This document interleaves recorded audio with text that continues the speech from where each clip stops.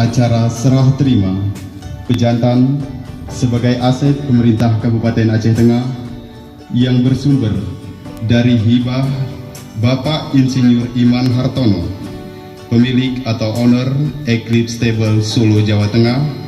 Kita mulai.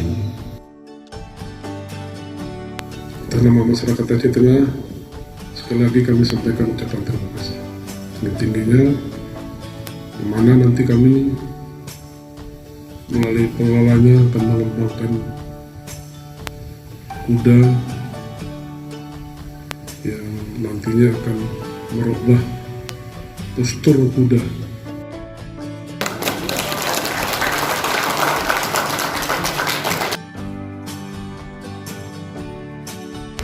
Diharapkan ini nanti menghasilkan bibit-bibit unggul.